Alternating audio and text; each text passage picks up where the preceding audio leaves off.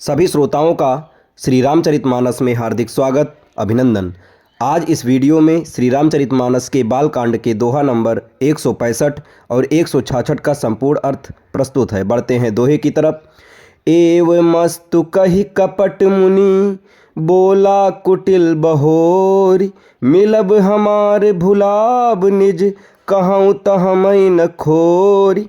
एव मस्तु ऐसा ही हो कहकर वह कुटिल कपटी मुनि पर बोला, किंतु तुम मेरे मिलने तथा अपने राह भूल जाने की बात किसी से कहना नहीं। यदि कह दोगे तो हमारा दोष नहीं है।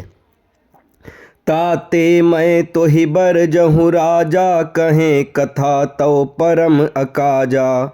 छठे श्रवण यह परत कहानी, नास तुम्हार सत्य मम बानी। हे राजन, मैं तुमको इसलिए मना करता हूँ कि इस प्रसंग को कहने से तुम्हारी बड़ी हानि होगी।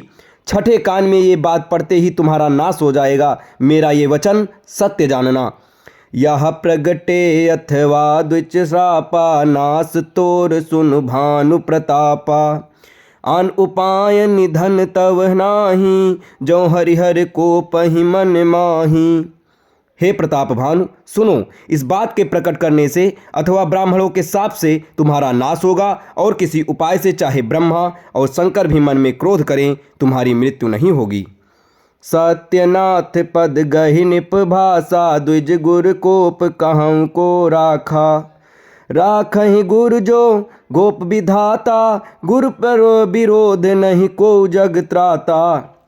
राजा ने मुनि के चरण पकड़कर कहा, हे स्वामी, सत्य ही है। ब्राह्मण और गुरु के क्रोध से कहिए कौन रक्षा कर सकता है। यदि ब्रह्मा भी क्रोध करें तो गुरु बचा लेते हैं, पर गुरु से विरोध करने पर जगत में कोई भी बचाने वाला नहीं है।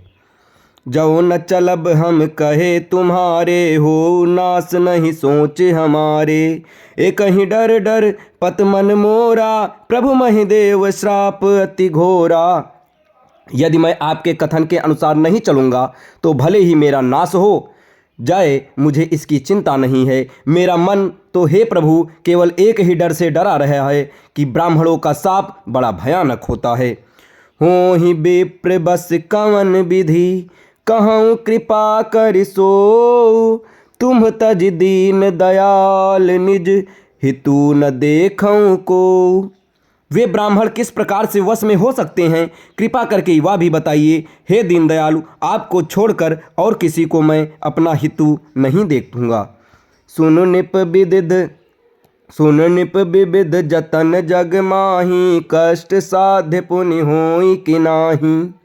अई है एक अति सुगम उपाय, तहाँ परंतु एक कठिनाई। तपस्वी ने कहा, हे राजन सुनो, संसार में उपाय तो बहुत है, पर वे कष्ट साध्य हैं, बड़ी कठिनता से बनने में आते हैं, और इस पर भी सिद्ध हो या न हो उनकी सफलता निश्चित है। हाँ, एक उपाय बहुत सहज है, परंतु उसमें भी एक कठिनता है। मम आधीन जुगुत निप सोई, मोर जाब तव नगर न होई।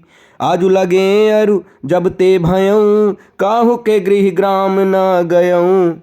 हे राजन, वह युक्ति तो मेरे हाथ है। ये मेरा जाना तुम्हारे नगर में हो नहीं सकता। जब से पैदा हुआ हूँ तब से आज तक मैं किसी के घर अथवा गांव नहीं गया। जो न जाऊँ तो होई अकाजू, बना आई असमंजस आजू। सुनि महिष बो ल्यो मृदुबानी, नाथ निगम असि नीति बखानी। परंतु यदि नहीं जाता हूँ तो तुम्हारा काम बिगड़ता है। आज ये बड़ा असमंजस सा पड़ा है। ये सुनकर राजा कोमलवाड़ी से बोला, हे नाथ, वेदों में ऐसी नीति कही है कि बड़े स्नेह लगुँ पर करहीं, गिरि निज सिरनि सदा तृण धरहीं। जलधि अगाध बोली बन बह फेनु, संतत धरनी धरत सिर रेणु। बड़े लोग छोटे पर स्नेह करते ही हैं। पर्वत अपने सिरों पर सदा तृण घास को धारण किए रहते हैं। अगाध समुद्र अपने मस्तक पर फेन को धारण करता है, और धरती अपने सिर पर सदा धूलि को धारण किए रहती है।